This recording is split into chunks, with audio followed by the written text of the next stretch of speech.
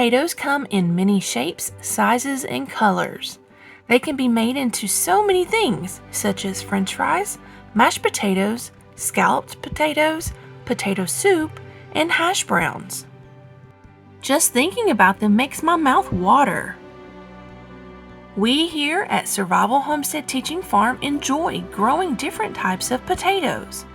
We have found that they grow best in very loose soil, particularly in deep raised beds. Because of crop rotation, we have elected to plant our potatoes in the ground this year. We will have more options next year as we will be putting together many birdie raised beds and filling them with good topsoil and compost.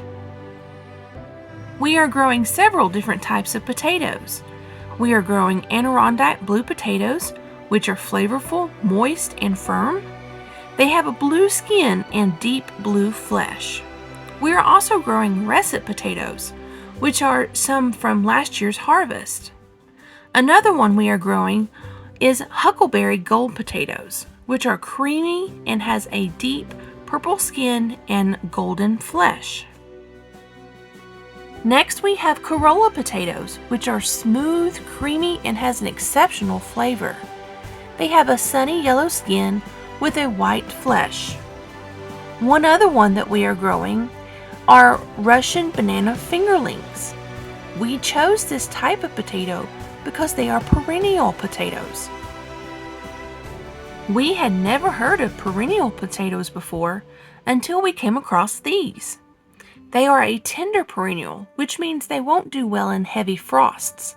So we will grow them this year, save the potatoes for next year's planting, and make sure to plant them in our greenhouse that we will be building. To begin, you must choose your seed potatoes. For us, we use potatoes from the previous year that have grown eyes.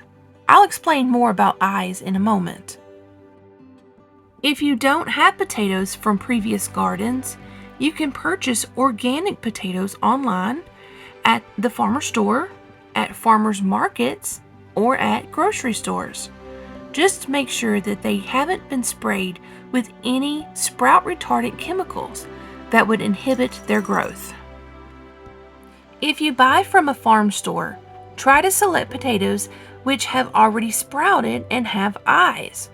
Otherwise, you can pre-sprout them by simply laying them out in a dark, airy location and laying lightly damp cloths on the top. Now, what are eyes on a potato? The eyes are the little arm-like growths that sprout from the potatoes. You can cut around these eyes, leaving 2 to 3 eyes per potato.